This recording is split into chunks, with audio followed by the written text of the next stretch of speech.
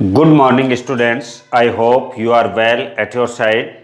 Today we will continue our chapter number 5, primary activities. In this chapter, we discussed about the different type of farming activities, and now we will discuss on the topic types of farming according to farming organization. Organization के according what are the types of farming? So there are two types of farming, cooperative farming and the collective farming. Types of farming can also be categorized on the basis of farming organization. It depends upon the way in which farmers own their farms and the policies of the government कि उनकी land, farmers की जो land है, farm house हैं उनके, और policy of the government उनके ऊपर डिपेंड करती है. Cooperative, first type of the farming is the cooperative farming. Cooperative farming is a system of farming in which A group of farmers voluntarily pool there land and resources and form cooperative society. अपनी इच्छा से, voluntarily का मतलब है स्वेच्छा से, वो अपनी लैंड को और जो उसके पास रिसोर्सेज हैं उन रिसोर्सेज से एक कोऑपरेटिव सोसाइटीज बना लेते हैं, मतलब मिलकर के एक ग्रुप बना लेते हैं. Cooperative societies help the farmer in procuring important inputs, sell the farm products at the most profitable rates and processing the quality products at cheaper rates. इसका मतलब है कि कुछ फार्मर्स, जो बड़े फार्मर्स हैं, वो मिलकर के एक ग्रुप बना लेते हैं और उस ग्रुप का काम है छोटे फार्मर्स की हेल्प करना. Cooperative farming is being successfully practiced in some of the European countries like Denmark, Netherlands, Belgium, Sweden, Italy, etc. In Denmark, the movement has been so successful in that practically every farmer is a member of a cooperative society. कि वहाँ का हर farmer जो है किसी ना किसी cooperative society का member होगा. तो कोऑपरेटिव फार्मिंग क्या है कि ग्रुप ऑफ फार्मर्स है, जो स्मॉल फार्मर्स हैं या जो दूसरे फार्मर्स हैं, उनको किसी ना किसी रूप में वो हेल्प करते रहते हैं. Second type of farming is the collective farming. In collective farming is the based on social ownership of the means of production and collective labor. It was adopted in the erstwhile USSR after the 1917 revolution. 1917 की revolution के बाद इसको accept किया गया. A special model of kolkhoz was introduced to improve upon the inefficiency of the previous methods of agriculture. एक kolkhoz जो थे वो इंट्रोड्यूस की गई, एक सिस्टम ऑफ फार्मिंग था और इसमें प्रीमिटिव मेथड्स ऑफ एग्रीकल्चर थे, उनकी जगह मॉडर्न मेथड्स को यूज किया गया. एक कलेक्टिव फार्म और kolkhoz is a voluntarily productive cooperative union based on social ownership of means of production and on collective labour which excludes exploitation of man by man. Thus, the farmers pool all their resources like land, livestock and labor in collective farming. However, they are allowed to retain a small piece of land to grow crops for their daily needs. The government sets the yearly target for the farmers and the produce is sold to state at fixed price. एक fixed price जो declare की जाती है, जिसे हम India में कह सकते हैं MSP, minimum support price, which is declare by the government each year. और उस रेट पर फार्मर्स से जो फार्म प्रोडक्ट्स हैं, एग्रीकल्चरल प्रोडक्ट्स हैं, फूड ग्रेन्स हैं, वो परचेज किए जाते हैं. The excess produce is distributed among the members और it is sold in the market. The farmers have to pay taxes on the farm produces. hired machinery, etc.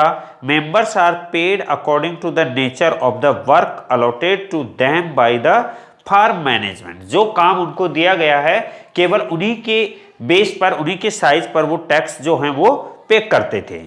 Exceptional work is rewarded in cash और kind. जो extra काम करता था उसे cash से reward किया जाता था. The farming has been adopted by some other socialist countries in the addition to Russia. However, there have been some modification in this farming after the collapse of the former USSR. Former USSR, United States, Soviet, Russia, जब उसका collapse हुआ, collapse का मतलब है उसके टुकड़े हुए, उसके बाद जो है उनमें अलग से उसको इंट्रोड्यूस करवाया गया.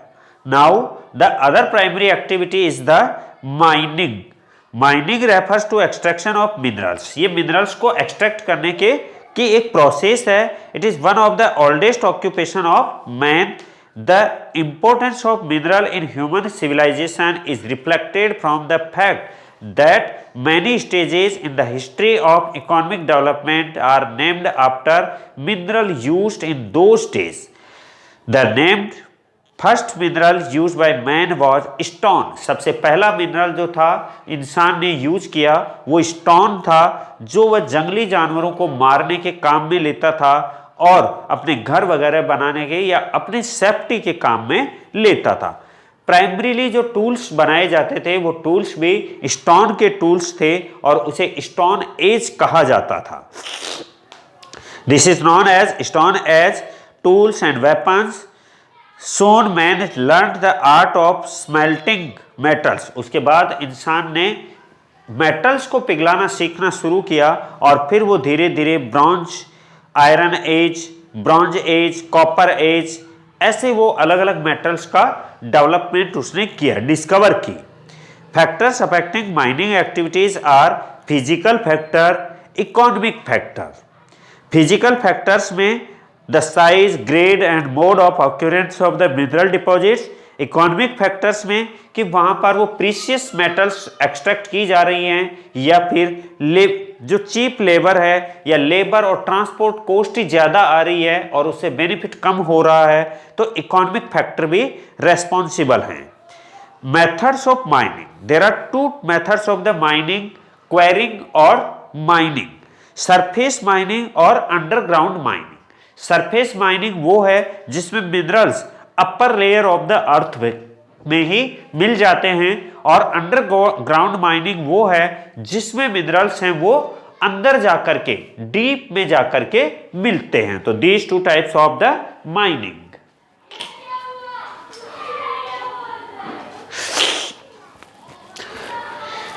इन the surface mining also known as open cast mining. Surface mining को ओपन कास्ट माइनिंग भी कहते हैं and it is the cheapest and the easiest method of mining and it is used for mining those minerals which occur close to the surface. The overhead cost such as safety precautions and equipments is relatively low in this method. The output is both large and rapid. And underground mining, this is also known as shaft mining. इसको shaft mining भी कहते हैं. Drill करके underground whole, अर्थ में whole या drill करके जो minerals हैं उनको एक्सट्रैक्ट किया जाता है. This method vertical shafts have to be sunk from where underground galleries radiate to reach the minerals.